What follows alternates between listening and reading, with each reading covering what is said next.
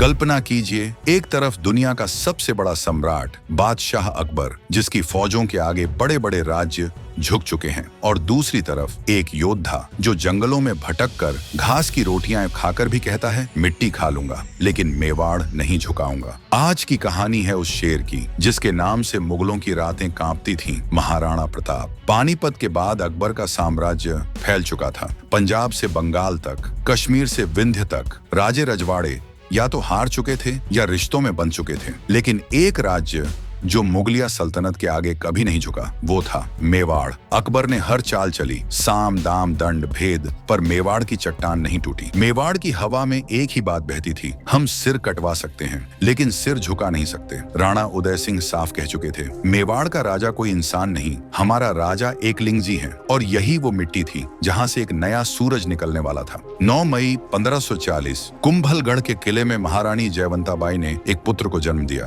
कहते हैं उस बच्चे की आंखों में तेज था और मुट्ठी ऐसे बंद थी जैसे तलवार पकड़ने को तैयार हो। दाइयों ने जाकर कहा, हुकुम, शेरनी ने शेर को जन्म दिया है। राणा उदय सिंह मुस्कुराए और बोले, ये बालक अपने प्रताप से मेवाड़ को रोशन करेगा, और नाम रखा गया प्रताप। जयवंताबाई सिर्फ मां नहीं थी, वो प्रताप की पहली गुरु थी। वे उन्हें महाभारत की कहानियां, कृष्ण की नीति और युद्ध की मर्यादा सिखाती थी। वो कहती थी, योद्धा तलवार से नहीं, अपने धर्म, वतन और लोगों के लिए निष्ठा से पहचाना जाता है। और प्रताप ये शब्द अपने खून में उतार चुके थे। प्रताप को गुरुकुल भेजा गया, शास्त्र भी पढ़े, पर मन सिर्फ किताबों में नहीं था। दोपहर होते ही वे जंगलों की ओर निकल जाते और भील योद्धाओं के साथ समय बिताते। भीलों ने उन्हें छापामार युद्ध सिखाया, कैसे अचानक हमला करके गायब हो जाना है, कैसे पहाड़ियों और जंगलों को हथियार बनाना है। भील उन्हें प्यार से कहते कीका, और यही युद्ध कला आने वाले संघर्षों में मेवाड़ की ढाल बनने वाली थी। प्रताप सिर्फ योद्धा नहीं बन रहे थे, वे हथियारों की आत्मा समझ रहे थे। वे लोहारों की बस्तियों में जाते, तलवार, भाले,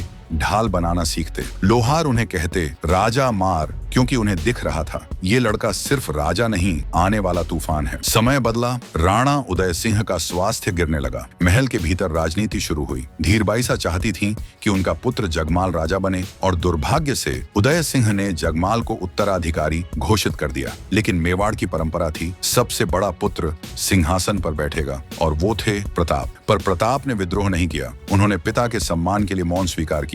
यही थी उनकी महानता। फरवरी 1572 राणा उदय सिंह का निधन हुआ। मेवाड़ शोक में डूब गया। जगमाल ने सत्ता हथियाने की कोशिश की, लेकिन मेवाड़ के वीर सामंत चुप नहीं बैठे। रावत कृष्णदास चुंडावत आगे आए और प्रताप की कमर में तलवार बांधते हुए बोले, ये तलवार हथियार नहीं, मेवाड़ के स्वाभिमान की ललकार है। और उसी क्षण महाराणा प्रताप का राज्याभिषेक हुआ।